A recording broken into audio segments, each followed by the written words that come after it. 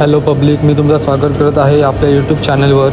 आज 2026चा पहिला दिवस आणि मी तुम्हाला घेऊन जात आहे दादर वेस्टला असणाऱ्या श्री स्वामी समर्थ मठामध्ये स्वामींच्या दर्शनासाठी। चला तर मग जाऊया। दादर स्टेशनपासून फक्त 900 मीटरच्या अंतरावर आहे स्वामींचं मठ। इथून तुम्ही शेअर टॅक्सीने जाऊ शकता किंवा चालतही जाऊ शकता। मी तर मार्केट बघत चालत गेलो। हे एक दादरमधील 100 वर्षाहून अधिक जुना आणि पारंपरिक मठ आहे। या मठाची स्थापना 1910 मध्ये श्री बालकृष्ण महाराज सुरतकर यांच्याद्वारे केली। या मंदिराची वेळ सकाळी 6 ते दुपारी 11 आणि दुपारी 2 ते रात्री 10 पर्यंत आहे। मंदिरात प्रवेश करताच मी आधी महाराजांचं दर्शन घेतलं। तुम्ही बघू शकता समर्थांची खूप मोठी फ्रेम इथे लावलेली आहे आणि दर्शनासाठी सुद्धा खूप गर्दी आहे।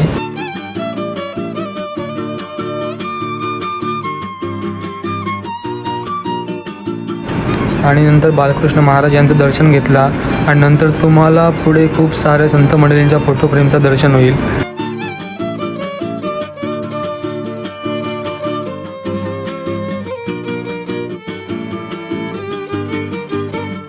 आणि ही स्वामींची सुरतमधील एक प्रतिमा आहे आणि त्याच्याच पुढे आहे हे छोटंसं मंदिर।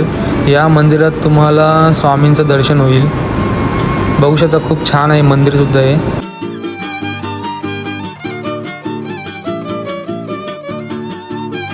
आणि पुढेच मंदिराच्या चारही बाजूंनी भिंतीवर या फोटो फ्रेम लावलेल्या आहेत।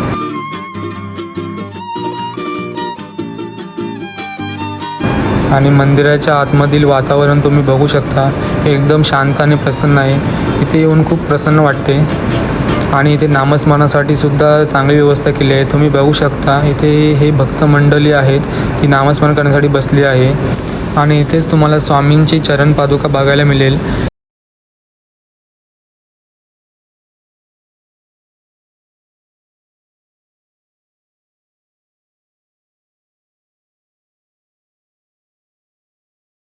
आणि याच मठामध्ये तुम्हाला महादेवाच्या शिवलिंगाचं दर्शन होईल।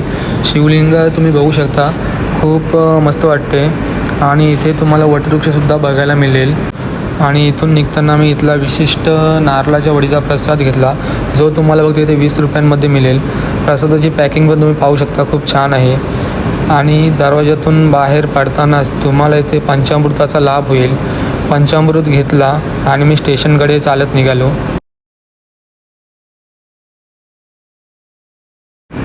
आणि तुम्हाला तर माहिती आहे, दादर म्हणजे पूर्ण कपड्यांचा मार्केट। जिकडे बघाल तिकडे तुम्हाला कपड्यांचीच दुकानं भेटतील। असंच मार्केट पाहत पुढे गेलो आणि पुढे गेल्यानंतर लहानपणीच्या आठवणी जाग्या झाल्या। याचं कारण तुम्हाला दाखवतो या।